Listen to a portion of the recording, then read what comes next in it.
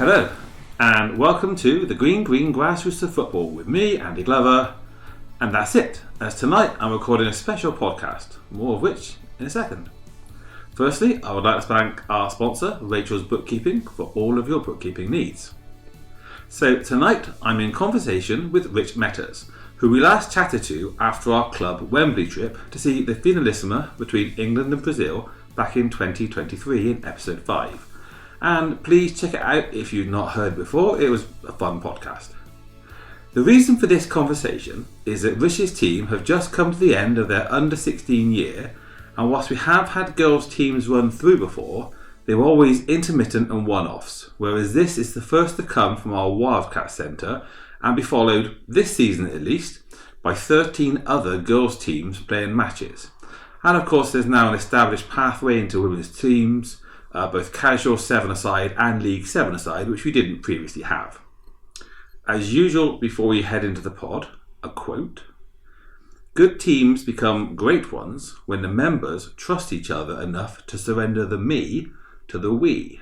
And that was Phil Jackson, and for those who don't know Phil Jackson, he was the head coach of the Chicago Bulls in the 90s. He wrote a very good book called Sacred Hoops on leadership and Zen about basketball.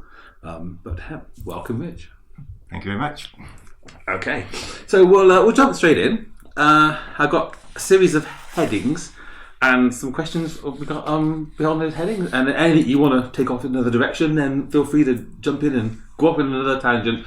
You've heard these podcasts; we do this all the time. However, in the beginning, so how did you hear about it? Fries, football. How did you hear about it? Yeah, I'd known of Fries as a club. I used to play football in the Bath and District League, and Fries had a men's team in that setup. But I didn't really know about the youth section, and it was my wife that found out about it. She must have seen an advert in the week or something like that, and said to me, they've started a girls' football section down at Fries, the Wildcats as it was. Would you like to take Olivia along? Because she used to go to soccer tots and things like that when she was younger and seemed to quite like football. So my wife suggested it would be a nice thing for Olivia and I to do together. So it's her fault in it, actually. It's your wife's fault. If we're apportioning blame, you're blaming your wife yeah. From the start. Get that blame right out there. Absolutely. Yeah. So, can you remember how many players there were at the first session you came along to, in just across all the ages? Yeah, because of course Wildcats is a bit mixed, so I think we had some 4-year-olds and right up to maybe 7 or 8 at that time in the Wildcats. This was really the early days of it. Yes, it was. I think, it'd probably been going for a number of weeks by the time we came along, but perhaps there was 8 or 10 girls there at the first one that I attended with. Still that early burgeoning sort of start thing sort of point of the Wildcats. Yeah. Okay. And when did you first decide to become involved in management, and who or what was that catalyst? I don't know if I could say I made the decision to become involved in management. How it kind of played out was Bernie and Kelsey were involved in it from the outset, and Bernie would say, it's a bit cold today, can we get one of the dads or a parent at either end to stand in goal so that the girls don't have to stand around as much. So, he's kind of sussing people out who was prepared to step forward and get involved, I suppose. And then I'd do that for a few weeks, and then there was 3 or 4 of us that were sort of regularly there and participating in that way. And I do remember the occasion. Bernie said something to the 3 of us that were there on that day. We're thinking of setting up a league team out of this group, and we'd need one of you to do an FA Level 1 coach qualification to take on the team management. Would any of you like to step up and be that person? And that was you. Yeah. So I kind of looked at the other 2. We were looking at their feet a little bit, and I went, well, I don't mind doing it then, and that was it. And then I think it was the following week, Bernie drafted a letter and sent it out to all the parents that I was going to be the new under-9s manager for the following season, and there was no going back from there, was there? Within a week, you're in. Yeah. Okay, so you've been hoodwinked in. Yeah, so to speak. Yeah. So the next heading is gathering coaches. Okay. So, did you know who you wanted as assistants, or was it like, help? Well, I think to begin with, I I wasn't even really aware what I was getting into. We didn't even actually register the team for the right age group in the Bristol Girls League to begin with, because I hadn't gathered any data on the players by that point, and I was told it was going to be an under-9s team, I think, and we went to the first league meeting, and then we realised, actually you need to be whatever age by the 31st of August. We haven't got enough players of that group. We'll have to go for the age above, and have a few of them play up. So we've always ended up with a squad that's a mixture of 2 years, and that's carried on. But no, I think to begin with, I just thought, well, I'm just doing this. I did the course, and then there were a couple of other parents involved, but their daughters perhaps stayed in the Wildcats for a year or two longer, so they weren't naturally coming along with the group that I was taking over. But quite quickly, a chap called Andy Marshall, who's a parent of one of the girls in the age group, he was regularly there, and he was involved as well. So he was the sort of assistant at that point, and we did most of it between the two of us for the first few years. There wasn't anybody else. How did he become the assistant? He was there. Was it like... Yeah, I think I remember him saying, I don't mind doing a few drills and helping out and whatever, and he seemed willing, and we're like, great, well, we're not going to say no. Exactly. Yeah. That tends to be the way. But listeners, you're not suckers. Honestly, you're willing volunteers. You do great jobs. You're not hoodwinked in any way, shape or form. So did more assistants grow organically, or did you target certain functions, like as in a keeper specialist, that sort of thing?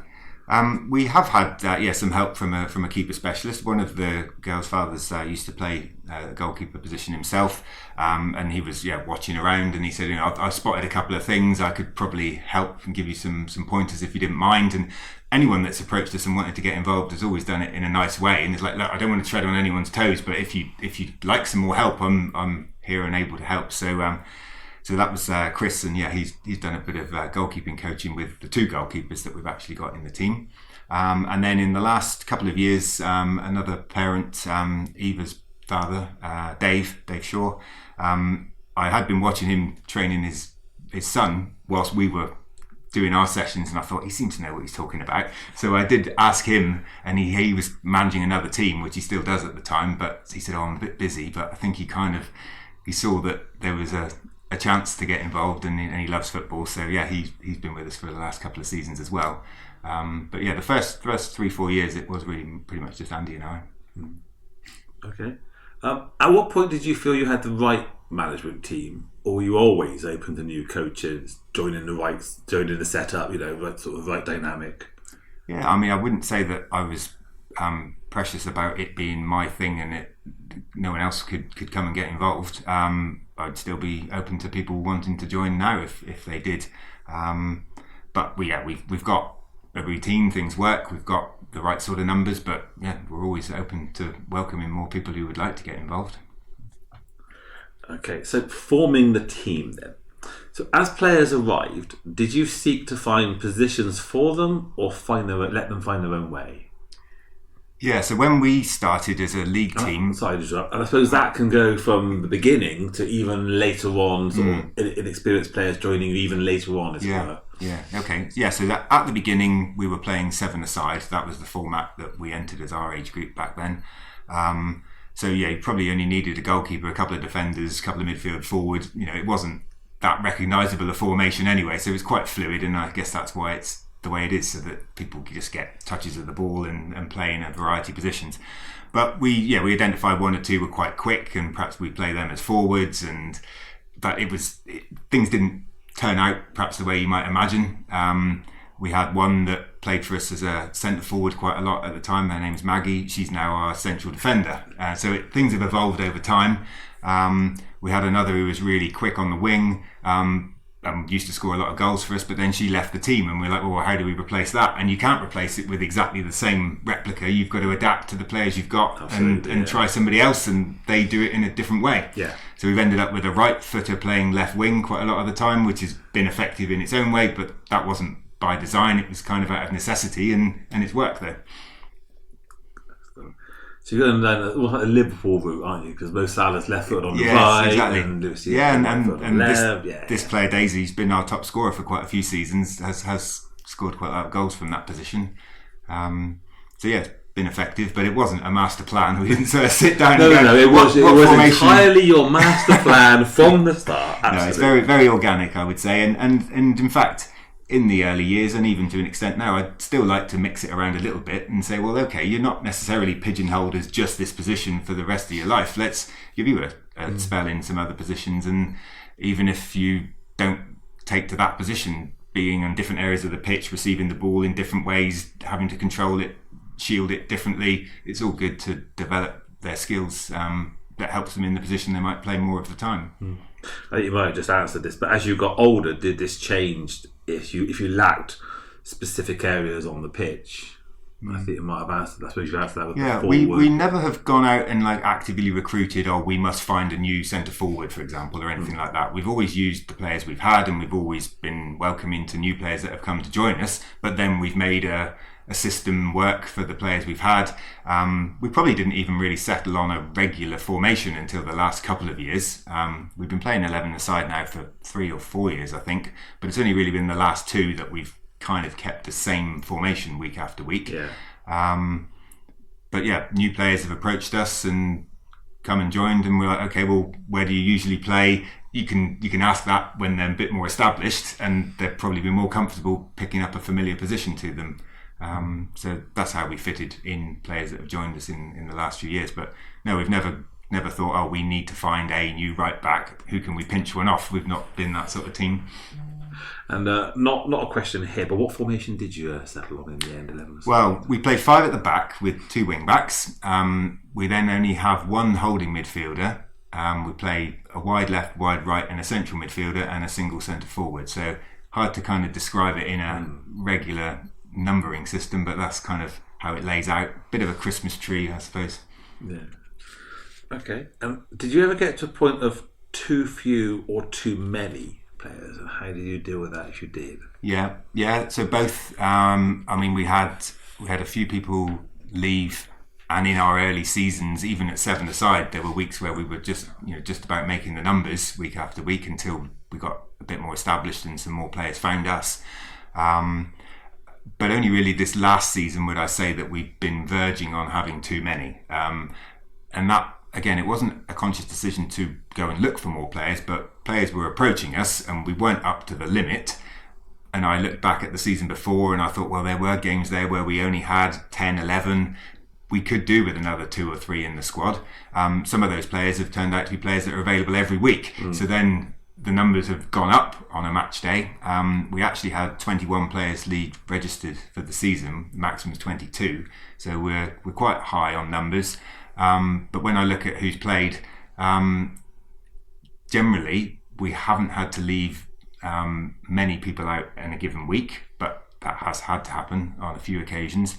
But we've tried to do that in a fair way and not ask the same player to miss out more than once unless we've been through everybody else and it comes around again. So I felt it was more important that we kept the numbers up, particularly as I thought we were this year getting to an age where they've got other Saturday jobs, they've got other demands on their time, some play hockey, netball, lots of other things going on, and I'd rather we had 1 or 2 too many but the team survives than have 1 or 2 too few, which I've seen happen to other teams around. This is the reason why I assume you picked up players, because other teams didn't have enough, as it were, and then when players said, I'm off to play hockey, I'm off to play netball, I'm off getting a job, those teams suddenly find themselves without enough players and folding, and those left are saying, I need a team. It can happen that way. Certainly there's a few looking for new teams now, because not every team is going to go into the under-18s league next season.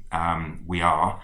But no, actually the ones that have joined us have mainly been friends of friends who perhaps are playing for a team, but they realised more of their friends were playing for us, or they maybe just didn't like the team they were with for any longer for whatever reason, and they've joined sort of 1s and 2s rather than it being like a mass flux in from one particular team.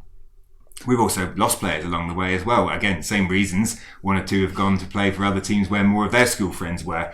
Our team is now fairly concentrated amongst Wellsway pupils in Keynsham. So did the biggest change for you happen around that school year from junior to senior school? Would you say that's where the biggest changes happened? I would say they changed schools. That and the year after, when they've realised their friends have now oh, they're at that school now. I got all my friends over there. I've got new friends. Yes, it was. It was never like, oh, I'm changing because my primary school friends are at another school. It was when it was definitely secondary school that motivated the changing to be with their school friends. Yeah. But there wasn't a big influx or exodus at any point in time. It's just been one or two a season. Really, has been the way it's altered. Okay, so entering the league. So what age were you when you first entered the league then? You say it was under 9s? This is our 6th season, it's under 16. So we first entered as under 10s, I think. But you said you had some under 9s in the team as well. Yes, that's right. Yeah. And to begin with, we probably had about half the squad from the year below. And as time's gone by, it's been the older age group that's been added. We've still got quite a few of the original younger ones, but they've always played up a year throughout the team's existence. And you were the first team, as it were, to enter the league on behalf of the Wildcats Centre, as it were. Yes, that's right, out of the Wildcats group, yeah.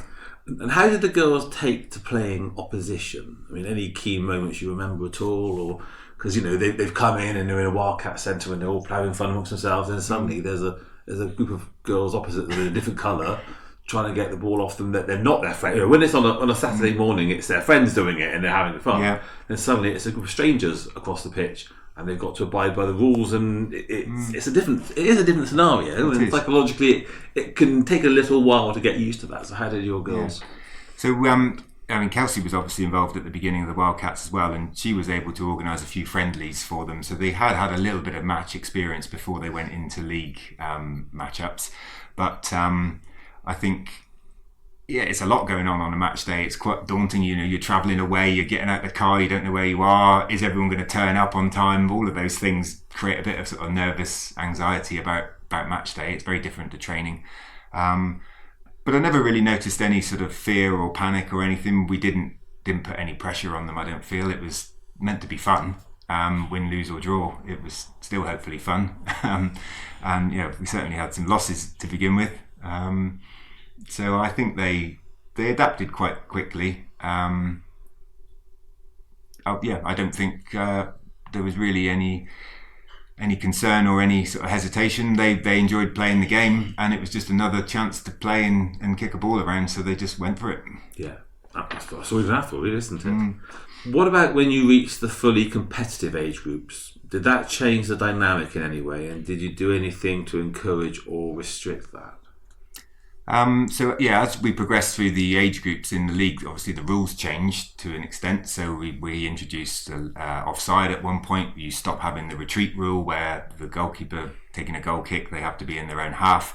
So that puts more pressure and more of a competitive element to the game as those rules come in. But at a certain point, rules start getting published, and it's like you are now in a fully competitive league. Because up to that point, only the cup competitions were published, as it were. Oh, I see. The results being actually being made available. Up to that point, it's like it doesn't matter who wins, loses. It's just a friendly. Yeah. Apart from those cups, but now you're in a league where results are published, and at the end of it, there is a title to be won. How did that? I may have not picked up on it, but I never really noticed them saying, "Oh, that score is going to be known to everybody" or anything like that. I didn't hear too much about that side of things. We certainly didn't, point them to the league table and the sites and say, look how we're doing, or that's what was there. Parents might have been more aware of it and would have either chosen or not to share it with their children, but we didn't make a point of saying, look at the league, this is how you're doing. We just sort of let that be what it would be. And we weren't a strong team to begin with, so it wasn't really like we were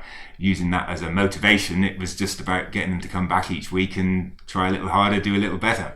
But I've noticed with my teams that when they reach a certain age, they themselves know the scores. They know the league tables. They do. Did you find that with your girls? They did start picking up on it at a point. It wasn't immediately when that happened. No, it's not the early days. It's a few years into that. Yeah, probably about 13, 14 when they were all aware of who we were playing next week.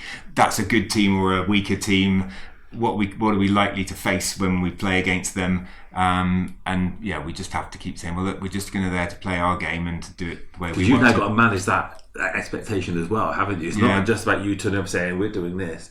They're now saying, well, they're doing this and they do that. And how did you manage that? Yeah, I mean, you obviously, even as a manager, you don't know to begin with the strengths and weaknesses of the other teams, and you don't know what you're turning up to face in the first few seasons, and teams change as time goes by. But yeah, I remember going away to Portishead one season, and we knew they were a strong team, and we did say to them then, look, we're going to do a bit of defending here today. We might have one of you in their half, and that's probably it. And we kept the score down to, say, 6-0 defeat, which was quite respectable compared to what other scores they were dishing out. And that was, a positive result for us back then. So yeah, we did adapt our approach a little bit as well, seeing who we were facing. But it was a learning experience for all of us, coaches and players, because we didn't know the leagues. I couldn't have told you beforehand which was a strong club, which was a weak club. And you see who you play on a given week and you remember it for the next time around. But even then it can be different. I mean, that's the problem, isn't it, for you as almost like the pioneers? Because us following, we know that Downend or Portishead, whoever, are traditionally the strong teams now. We know that because we're following you and we're following, say, Adam's team, who are below you, who've gone through and they tell us, and we can even see the league tables because we're now aware of this. So we can say, oh yeah, those teams every year, those are strong teams. So when we face them, it's like, yeah, almost certainly going to be a strong team here. Whereas you being the first, every sort of that first year, obviously eventually you would suss it out. Yeah. But it must have been quite difficult and not daunting, but just like the unknown. Yeah, I think it was the unknown, but also I don't think we ever really took it personally. So it didn't matter ultimately. It was about them going and hopefully enjoying it, and the results would be the results. But yeah, you didn't know what you were going to face from one week to the next. It was quite surprising sometimes. Okay, so we'll start off with some challenges on the way. So were there any challenges on your journey? I mean, this season has been the first season that we've recognised we've had more players on a given match day than we could actually accommodate. That's been a challenge, and I hope people recognise we've managed that as fairly as we possibly could. Yeah, because part two of that is how you dealt with those challenges. Okay. Yeah. So that's been one. I mean, earlier challenges were not having enough players. The opposite end of the scale. We had COVID interrupt us in the, I think, first or second season. So all training was cancelled, all matches were cancelled. I think the second season, that league season was abandoned. So they didn't even get a full season in their first one or two seasons. Two seasons were abandoned, weren't they? Well, we in the second year, we agreed as a league in our age group to fit in the remaining games. So when we were allowed to go back to action, we played 2 a week for a few weeks, and we actually completed that league season. Right. Maybe not every age group did, but ours did. But it was very interrupted, and that was two of our first 3 seasons. We had that. So looking back, it's a little surprised that we didn't really get going well until the last couple of seasons, because they didn't have the easiest of starts. But once football was allowed back after COVID, of course, it became a real outlet for everybody, and I think that also sort of coincided with the time where we were getting more players, because it was something you could do. You still couldn't do everything, but football was back on the cards, and our numbers were growing, and we were getting back to action. Well, the third question is: has those challenges led to decreased numbers or disinterest in any way? But by that last comment, arguably no. Then no, the COVID didn't. I think probably coming back from COVID was a catalyst for us to pick up some more players, and for football to be something that, well, they're doing that. Well, why don't you go and do that instead then? To suggest for parents of their children. This last season, it remains to be seen. We hope to keep everyone together again for next season. Like I said, I've tried to keep the game time as fair as possible amongst the players on a match day and within matches. There's bound to be one or two who would have liked to have played 1 or 2 more games, but that's the margins we're talking about. So hopefully they've all felt that they've had a good contribution to what we've done this season and want to come back. But what about okay, I'll put the challenge. What things like personality clashes, anything like that at all? Have you dealt with that, or maybe not? I don't know, but personality clashes. Nothing springs to mind. We've even with opposition. Opposition managers, or you get the odd little spat between players, I suppose. But we've been quick to say, look, we expect you to behave in a certain way, and to use that as an example of something that we can say, look, there are other ways of dealing with that sort of situation. Or even internally in the club. Involved. No, not really, not that I can recall. Again, because you're the first, others have to react to you, because there was never a consistent girls section. So there's a whole boys section of. I've chatted to Mark on the podcast, I think, about this before. There's a whole existing boys section who play here, train here, and suddenly there's a whole set of girls come along saying, well, actually, we need to train here. Including at a certain point, and I think Mark and I have discussed this, they reach a certain age where they need to be closer to facilities for body issues. And there's boys teams saying, well, we always train here. It's like, well, actually, we need to be because of facilities, because of being good, Have there any challenges on that front at all, or nothing that's that we've found was unreasonable? I think just the space is the biggest challenge, right? If everyone wants to train on similar slots throughout the week, and there are certain preferred slots, obviously, there probably isn't enough space for everyone to do that. So we've got a lot of teams between the girls and the boys now, and we've gradually actually gone further and further away from the clubhouse because we're older and more able to get back to it if they've needed to, whereas the younger ones have tended to be the ones that have taken the closer spots. That's not been an issue. And I think to begin with, I probably just felt that I was just dealing with my team and I didn't get that involved in other things that were going on in the club. That it wasn't because I didn't want to, I just didn't have the time, and I was figuring out what I needed to do in my team and just focusing on that. I would say in the last couple of years, I've probably recognised that we've got more of a role to play within the club, and we're a bit more supportive of general wider club initiatives. But I never felt not welcome, or we were the outsider group or anything like that. We just used the facilities that were there and got on with it. It's interesting to say there's not enough room for anyone who knows Solar Pavilion and the fields we have. It is amazing to hear that, but there really is not enough room, because we're not the only ones who use it. As well as the girls and the boys, we're not the only ones who use it. So, yes. Okay, successes on the way. So, were there any successes on your journey? And the second half of that is, how have you celebrated those successes? Okay. So, in terms of sort of winning anything outright, the early years, no, there wasn't really. So successes were measured in, getting a positive result, coming back from 3-1 down in Flyers and drawing 3-3. That was quite memorable, and they take those small wins or small milestones as progress. A couple of years ago, I think we probably won our first sort of six-a-side tournament, which was happening in the summer, and that was a little taster for some of them that, okay, this is what success actually feels like. And then this last season, they've had the best season that they've ever had. We actually have moved up about one place a season in the league standings year by year by year, and it's coincidental really, but when I've looked back at finishing positions, it was maybe 9th out of 10, and then 8th, and then 7th and 6th, and so on. And last season we finished 4th, and that was a success for us. There were 3 or 4 other really strong teams in the league. 3 of them finished above us, but we edged ourselves above a couple of other teams who were close rivals for us, and we had quite a consistent season. So that was a mark of success. You don't normally win anything for 4th place, but I got them all a medal saying, outstanding team achievement. I thought it might have been the pinnacle at that point. So we gave them a little bit of extra presentation evening to recognise that. And then this season, they've pushed on even further again.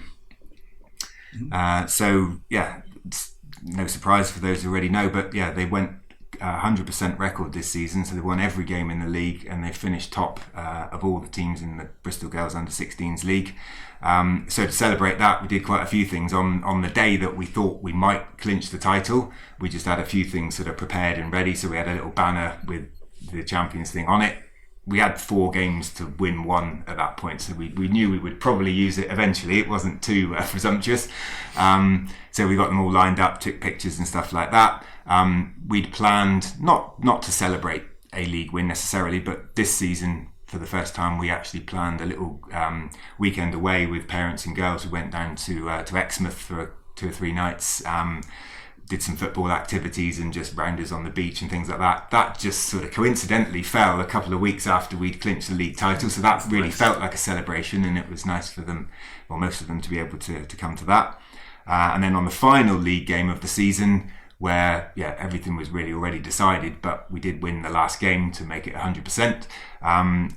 One of my other coaches, Andy, he brought along a couple of like blue flares. We had a little confetti cannon. The other one had some sparkling stuff to shake around.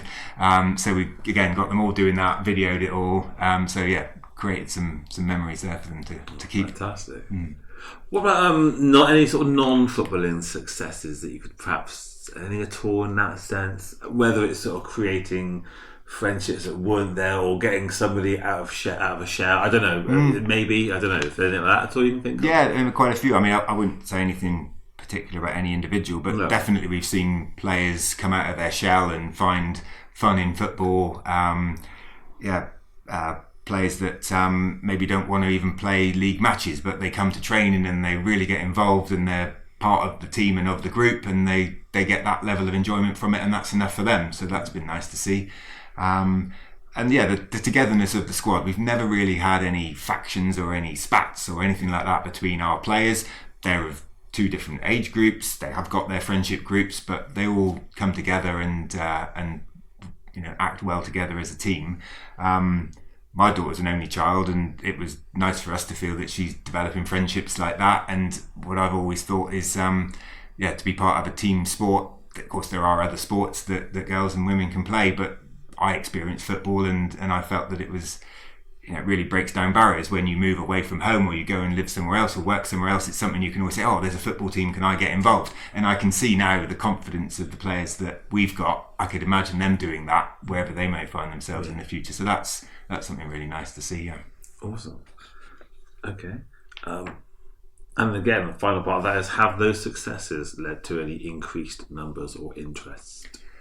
Well, we don't have a lot of capacity at the moment, but yes, there is now again more interest in players wanting to join us, and I really have to carefully manage that. But that's now a problem for you, isn't it? It would become a problem if everyone wants to carry on, and I say yes, we might have room for others. So I've had to say, I can't promise anything. We may have a space or two, but I'm not going to be able to take 4 or 5 players in from like a team that have folded, or there's a group looking. It's going to be 1s or 2s at the most. You can take another 20 with a spare manager. That's true. Yeah.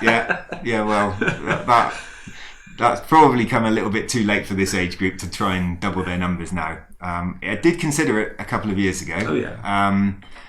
Mainly because of the age ranges, because we had just about enough to form or to continue at the older age group, but I always felt the younger ones playing up, it would have been nice for them to have filled that gap that we've got at Fry's and actually form that team in between where we are and where Adams or the next age group down are. But we never did attract enough of that age group. We had a little bit of a drive through the one of the FA schemes, but we didn't get any sort of significant numbers changing. So now we've kept them all together, and I think that's been the right thing overall, because we might have upset players by trying to split them up.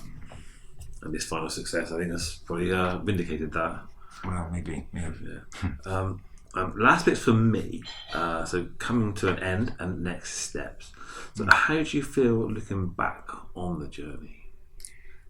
Well, I've really enjoyed it. I have to say, when I said at the beginning how I got involved in it, it was a little bit of a shock, and I didn't quite know what I was letting myself in for. And to begin with, there was definitely times when I thought, oh, what have I done? How have I got myself into this? But it draws you in, doesn't it? And you can't turn your back on it when you see the enjoyment that everyone's getting from it. So I think I've enjoyed it personally. I've enjoyed seeing everyone get better at football, seeing the results improve. Like I said, it's never been just about the results, but that is nice. You do play football to win, and it's good for them to have success. They haven't been the most successful team in the league all the way through, but they've just peaked at a good time to have had this success as a group together. So it's been really rewarding. If I wasn't enjoying it then, and they weren't enjoying it, then we might say now, okay, well, we've come to a natural peak. Maybe that's enough. But everyone's enjoying it so much that we want to carry on. So we're going to be entering the under-18s league next season, and we can play there for 2 more years. And that will really be the end of this group's journey as a youth team. But we'll see whether they want to start moving into the women's team beyond that as well. So with the under-18s, is there an under-17 section and under-18, or is this purely under-18? No, it's one age group. So I had to clarify this because it wasn't quite clear in the league rules, but even as a now or next season as an under-16 player, you can play in the under-18s age group. Yeah, you can play up an extra year. Yeah, so they're actually, some of them will be playing against players that are 2 years older than them. Yeah. But yeah, there's one league with under-18s and under-17s team. I don't know if we even have to say we're an under-17s or an under-18s team. We're just Fry's team, and we'll be there for 2 years. I think in fairness, the boys only sort of delineate between the two, so there's a name difference. I think they're all in the under-18s league in the boys' side. I think I don't believe there's an under-17 division. There might be, but it never used to be. It used to be the under-18 division. Well, 3 or 4 years ago, when I was going to some of the league meetings, they were talking about, next season we might have an under-18s, and there never was one. Like, there might have been in years gone by, but there wasn't for the first few seasons when we were in the lower age groups. It only seems to have re-established in the last 2 or 3 years. So luckily for us, it's there now for us to move into. Yes, absolutely. And well, the next question was, what does the future hold after under-16s? But I think, yes, you've just answered that one. Under-18s. How are you feeling about that future? I'm looking forward to it. I think, with the success we've just had this season, they're in a good place. It's nice to think that perhaps we'll get a few more challenging games because we're going up into an age group that's a bit broader. There are 1 or 2 teams that already moved up a year earlier that we know from years gone by that are good teams. So we might face them with a bit of trepidation, but I think it'll be good for this group to be reminded that they can't win every game and there's still opportunity for them to get better and progress. It'll be interesting to see if we can close the gap on a couple of those teams that we know from before. So there's a fresh challenge there in a way. I think if we were just playing this group that we're in again this season, next season, then the danger would be a bit of complacency creeping in. But I think we'll be able to say to them, look, we've still got to get better to compete in this league now. So it's not finished. We're going to try and improve still further. Not just them, but teams you've never played before from would have been the year above you. Exactly. Anyway. Yeah, there's a couple of teams in the league I've seen the names of now, and I thought, well, I don't know who they are. They're in under-17, so they'll still be there when we're playing them next season. And how are you? You're coming to an end, as it were, of the youth part of it, as it were, before you reach that sort of in between a bit. How are you feeling about that end of that part of the journey? I don't really see it as the end. I mean, it could have been, but because there is an easy, familiar system for us to move on into it, for me it's a continuation of what we've been doing now. Things are going to change. Some players won't be available every week, and that's been a gradual process over the last season or so anyway. But no, I'm hoping it will feel like another season and another 2 seasons of more of the same. I've talked to some of the parents about other options, and do they feel their daughter's ready to play in women's football and things. And I think from the parents' point of view, they're quite more comfortable that it remains this group and playing against similar age players. So I don't feel it's a change or the end of a particular phase. It's 2 more years of a similar setup to what they're used to, which feels nice in a way. It's interesting because I always thought, for me, I never did the under-18 boys. When my teams are finished, I've always ended at under-16. I always felt that under-18 was a slight difference. Some of the teams were different. The teams going into it wouldn't necessarily be the teams you've just met. So, for instance, say we just played Warmley for 7 years, it wouldn't be that same Warmley team because they pull in older players from different teams, because you wouldn't have enough of your team going in, they wouldn't have enough of their team going in, so it'd be an amalgamation. So you weren't necessarily playing those same teams again. It was a different league. Now obviously the Bristol Girls League are running. That's right. Yes, whereas for boys, it's a different league completely. Right. So you're leaving the Avon Youth League and going into the Bristol Combination under 18. It's a different catchment area It's a different thing, So maybe because it's the Bristol Girls League still running it, perhaps that's why it's not quite the sort of the changes. There may well be some differences that we don't anticipate yet. they're all getting older and they've all got other interests and different things. You may also find that it's the only under-18 league for a wider catchment area as well. So you might find some other I'm not sure coming a bit further. I mean, one team we used to play against, we mentioned Down End Flyers, they went off to play in the Gloucester County League for last season, but they came back to the Bristol Girls League this season. And the trouble with the county leagues is they do spread over such a wide area for us. Yes. And I don't think necessarily you get any more better games but you're having to travel an hour plus in each direction to meet the away games. We're right down to Taunton and places if you're in the Somerset League or further north in the Gloucester League. So no, I feel the Bristol Girls League is reasonably strong, and most of the teams that we've been playing that have got the right numbers want to carry on. Yeah. Okay. That's it for my questions. Now I'll open the floor to you if you have anything you'd like to discuss about your journey or anything else, anything you'd want to make at all. I think I've managed to get most of the ideas that I'd had into the discussion. Just any thoughts, ramblings at all you want to discuss about the last 6 or 7 years? One thing I would say, if anyone's feeling that they're getting roped in or press ganged into this, go with it and see what it might lead to, because I've enjoyed the time that I've been doing it so far. It is important to get other people around you to support, and I've been lucky to have two key coaches as part of the group for the last number of years, and you all see things differently as well, because you've got one perspective, they've got other perspectives, and we exchange views. And even picking the team on a given week, I'll come up with some crazy ideas and Andy will say, I'm not so sure about that, and I'm like, yeah, you're probably right, I'll temper it a bit. But we bounce off each other and come up with a way forward. Tried not to have made it a dictatorship where it's all about me making the decisions, and everyone has an input because everyone sees something different. And a lot of the changes we've made to the team, like the formation I described, that was Andy's suggestion a while back, and we got it worked, and we stuck with it. And so it is important to have support. Support of the parents has been really nice as well. We've got a fantastic group of girls. There've been no trouble at all at any stage. And the parents are all very friendly and approachable, and they're there to support us. They're driving them around everywhere. We had a lovely time down in Devon with the majority of them, like I said. So I think we've been very lucky in many ways. We haven't really had too many difficulties or awkward moments to get over. It just feels like everyone's appreciative that the girls are enjoying themselves, and it never started as we must be winning. They've enjoyed it, they've played for fun, and from that fun has developed capability and success. We've been congratulated by other teams in the league saying things like, it couldn't have happened to a nicer team, and you've played in a good spirit, and we really appreciated seeing your progress, and nice for you to win it. So that's been really nice to receive. And that's all down to the girls. They've gone about it in the right way. They were never too disheartened when we lost, and they've never been too over the top when we've won. They've been respectful of the opposition. So it's been a really nice journey so far, and it hasn't finished. Adam, just how many girls have been there from the start to the end? That's a good question. Probably 8 or so from, if not Wildcats, the very first season or so.